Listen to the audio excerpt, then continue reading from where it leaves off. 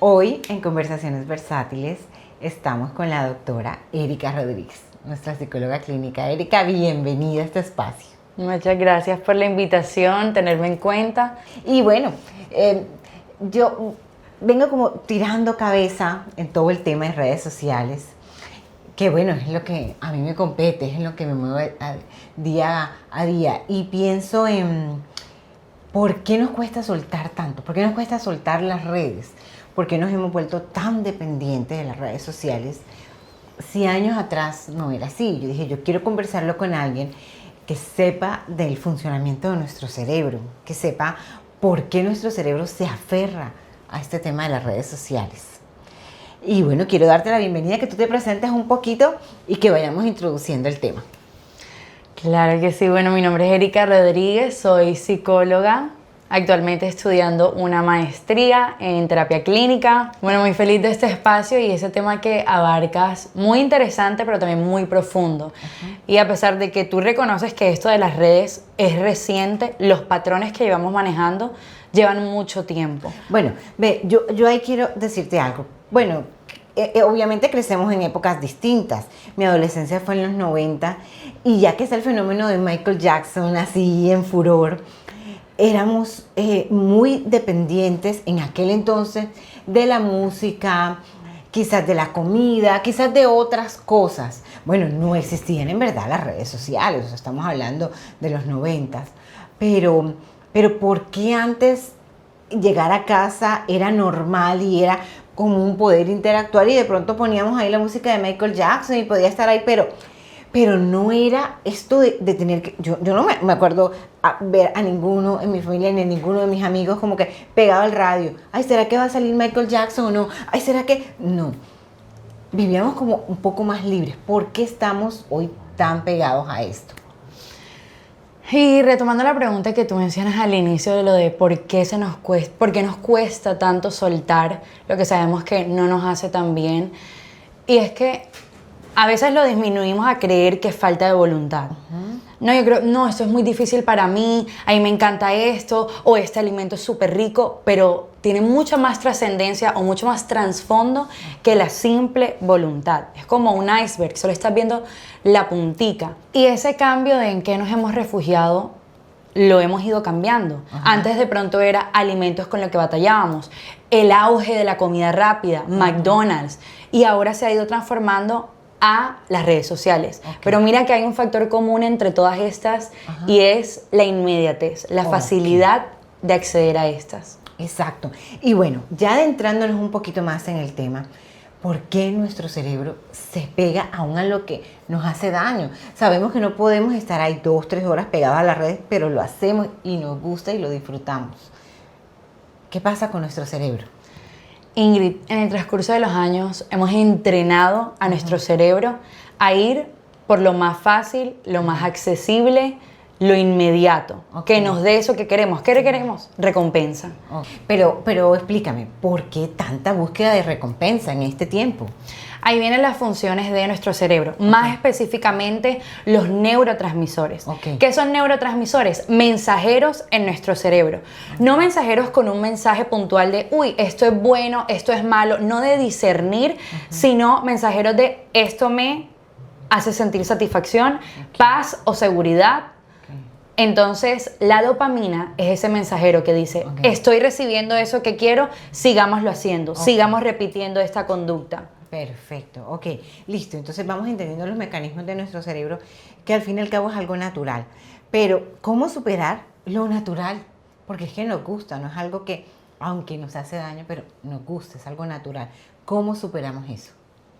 Hay que romper el ciclo. Y no es fácil porque precisamente lo que nos moviliza es esa dopamina motivadora que dice, ve, vuelve, que vas a conseguir lo que quieres. Y no hay que darle eso que está buscando, sino Podemos hacerlo de dos maneras. Ok. La número uno, progresivamente. No queremos apartarnos enseguida porque eso va a traer un retroceso mucho más fuerte. Y es que en esta etapa de la vida a lo que estamos tan apegados ni siquiera es una sola fuente de estimulación. No es solamente estoy scrolleando, sino que al mismo tiempo estoy escuchando música y estoy comiendo. Entonces, tantas fuentes de estímulo lo podemos hacer progresivo. Me voy a proponer solamente comer y concentrarme en esto. O solamente ver la película completa sin verla en velocidad rápida, sin adelantarme partes. Ok. Esa puede ser una. La segunda, cuando ya de pronto hayamos dominado esa progresividad o enfocarme solo en uno, puede ser postergar la recompensa. Ok. Voy a designar un tiempo para ver redes sociales. No lo voy a hacer en el automático de cuando abro o cuando yo quiera, sino postergarlo y hacer otras cosas durante el día. O sea, es ir poniéndole como tiempo a cada uno de esos hábitos nuevos que fuimos adquiriendo, ¿verdad? Porque eso es lo que hablábamos al principio, o sea, como en los 90 y aún al principio de los 2000 era un poquito más fácil, porque de pronto en los 2000 era el auge de Disney, Hannah Montana y esto, pero ahora es que son múltiples. O sea, en verdad es que podemos tener varias pantallas al tiempo y es más, podemos tener varias programaciones al tiempo y decidir. ¿Cómo decide uno, siendo consciente, cómo decido escoger? O sea, ¿cómo decido reemplazar esa cantidad de estímulos? ¿Cómo los puedo reemplazar? Lo podemos reemplazar con actividades que nos van a incomodar, que nos van a hacer pensar, que nos van a hacer vivir y habitar eso que nos genera la molestia que tanto nos lleva a esa estimulación. ¿Qué actividades? Actividades que toman tiempo. Hacer ejercicio, pintar, hablar con otros, reunirme con familia y amigos. Pero ¿qué pasa con estas actividades? ¿O por qué no recurrimos tanto a estas? Porque toman esfuerzo, me tengo que ir, levantar, movilizarme, tomarme tiempo y puede que la recompensa no sea inmediata. Va a ser a largo plazo, pero va a ser muchísimo más placentera que esto que estamos recibiendo hoy en día. Ok, entonces eso es lo que está pasando en la era de la inmediatez, que hemos reemplazado, o sea, queremos la respuesta inmediata y le estamos diciendo a nuestro cerebro todo el tiempo. Por eso scrolleamos, porque la respuesta viene inmediata. Porque de pronto irnos a una clase de cerámica con unas amigas para que ese plato o eso que estamos pintando llegue a su fin, va a pasar un tiempo. No es como entrar a TikTok y ver el video que quiero, que me da la receta en 5 segundos. Es un proceso. Y nos pasa, Erika, como las cosas que no son materiales, como las redes sociales. Pero nos pasa con cosas que, con las personas, con las relaciones, con temas que ya tienen que ver con tu apego personal. Y a veces nos están haciendo daño estas relaciones. Y también decidimos estar ahí enganchados. ¿Por qué esto? Exacto. Creemos que esta rutina que llevamos solo nos va a afectar en el momentico en el que yo estoy viendo redes que me está desconcentrando. Pero realmente se traspasa a todas las áreas de nuestra vida. Una de las que tú mencionas son las relaciones. Porque me cuesta soltar una relación que sé que me hace mal. Y volvemos a lo mismo. Yo no quiero pasar por el proceso del duelo. Yo no quiero vivir todas estas emociones que me está causando tan fuertes. Yo no quiero tener que pasar por el proceso de buscar otra persona. ¿Y a qué voy? A lo fácil, a lo inmediato, a la costumbre.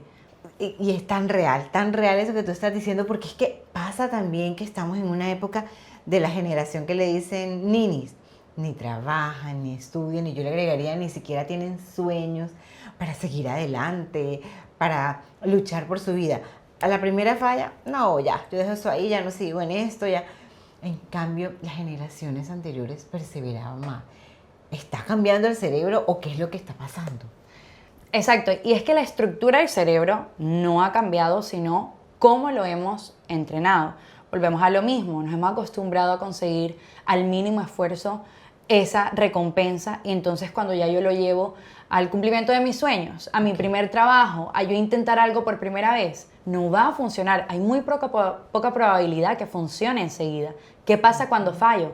Ya eso no es para mí, no recibí la recompensa que quería, lo abandono, no persisto. Ok. Y entonces, ¿qué hacemos? ¿Qué hacemos ante eso? Ante que ya no me dan ganas de continuar. ¿Cómo recupero eso?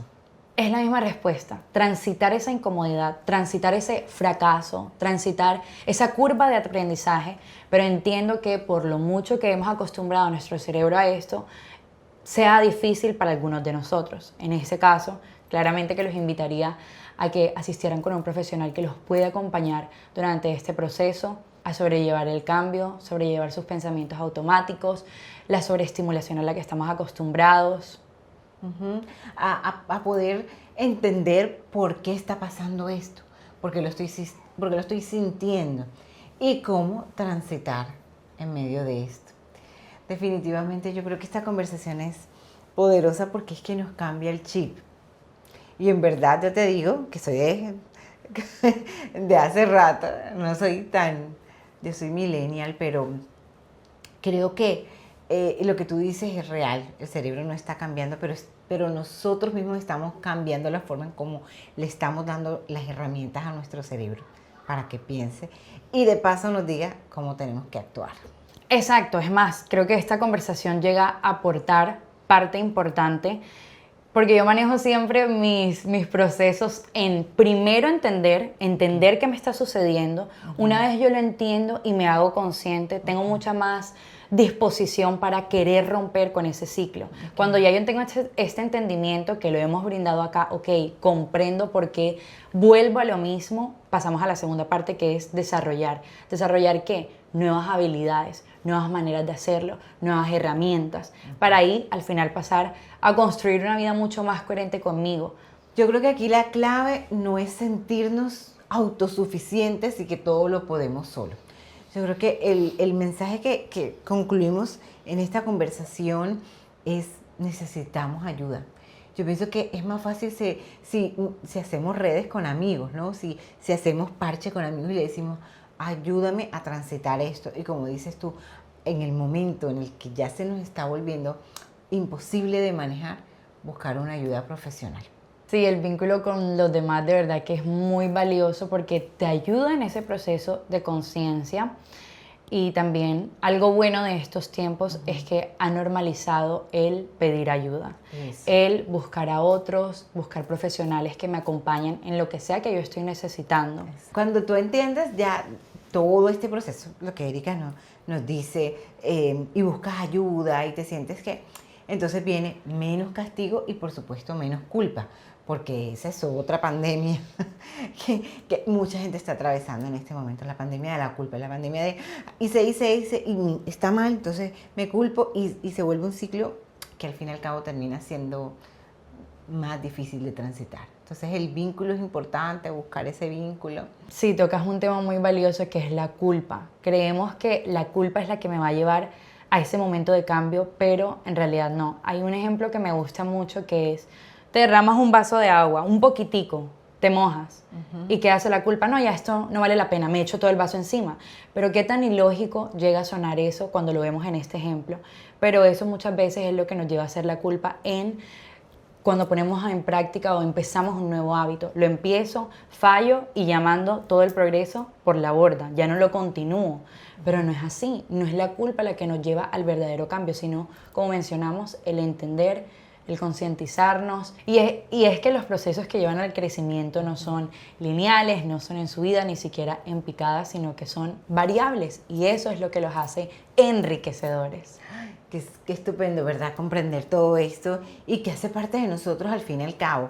Todo eso que tú hablabas ahorita de los neurotransmisores que traen el mensaje, todo esto que nos genera apego, todo esto que después nos genera culpa, termina uno concluyendo, necesitamos transitarlo con vínculos poderosos que nos ayuden en el proceso y con profesionales también, con profesionales que nos hagan crecer.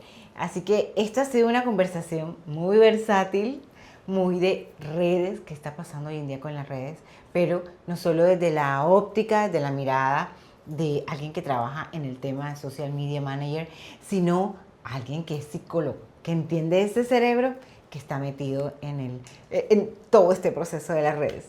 Entonces, mi querida Erika, muchísimas gracias. Gracias por estar aquí, porque hoy entendemos más fácil cómo es el tema de vivir enganchado a las redes. Muchas gracias por tenerme acá y por permitirte ser plataforma de compartir mensajes tan valiosos para otros. Esto es Conversaciones Versátiles. Nos vemos en una próxima oportunidad. ¡Chao!